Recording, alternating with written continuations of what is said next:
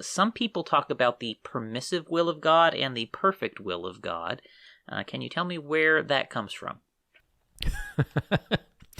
Out of all the questions in here, Charles, to me, this is the funniest one, because being in the cult royalty and seeing how things work, I'm certain that you know this as well as me. So I'm glad I get to answer it first so that I can call it out. But to somebody who has seen the perfect will and the quote unquote permissive will of God from this type of religion, the permissive will is whenever you want to do something that violates all cult rules. You'll say, I'm in the permissive will of God. God gave me this permissive will so I can watch television, so that I can see the news and preach it to you. I saw it in a hotel room. I mean, there's no end to how you can abuse the permissive will of God. If you're a minister, it is your get out of jail free card. That's all this is. And you know, there are some biblical examples of the permissive will of God. I'm not talking about that. You theologians who are watching or listening, I know that you'll come back and you'll say, but there are things that exist.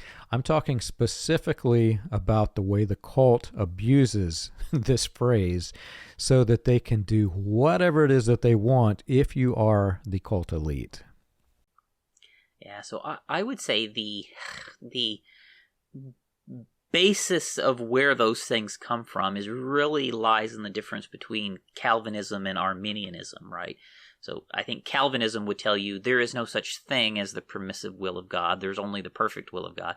And then the Arminian would say, you know, you have both. You have the perfect and permissive. So this really comes back to, you know, the debate between Calvinism and Arminianism. And what is so bizarre, John, so I'm not going to analyze what's right or what's wrong there, but what I'll point out to you is that the message believes in both. Very bizarrely, because William Branham taught both. The message is both Calvinist and Arminian at the same time. Okay, I'm sure we just exploded the heads of every rational listener out there. The message is Calvinist and Arminian at the same time.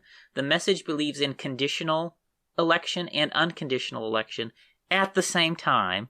The message the message believes in predestination, you know, total full predestination and total full free will at the same time, right?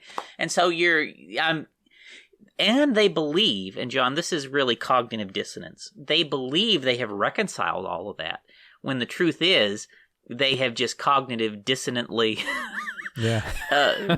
think they have reconciled it all, right? They have not. They are, I mean, it's...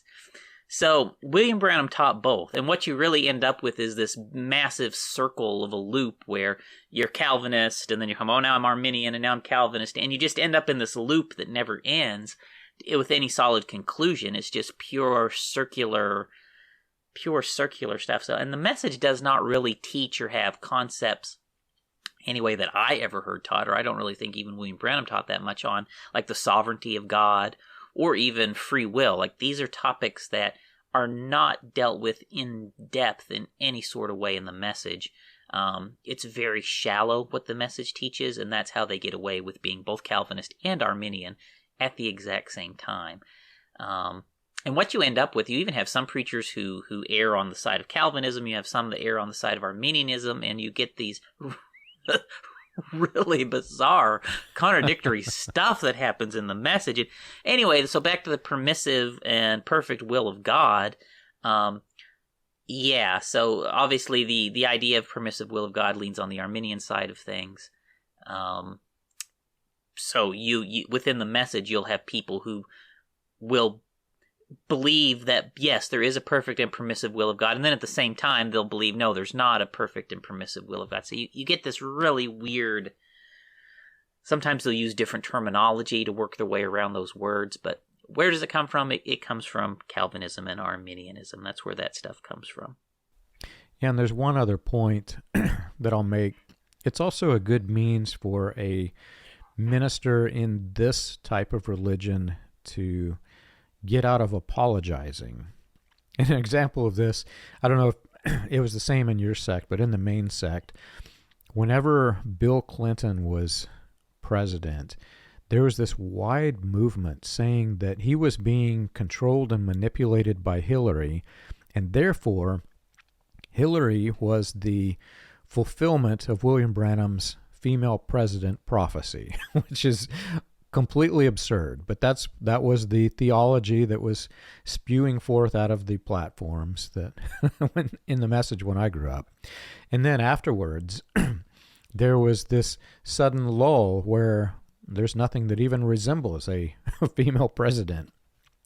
Well, there was the way in which some of these men will backtrack is they'll say, well, we as a nation are now entering the permissive will of God. God is permitting us to continue, even though we should have been raptured then. The world should have been burned. The nation is under the permissive will of God, and they'll spin it in a way in which they can say that I was wrong, but I'm not going to say I'm wrong.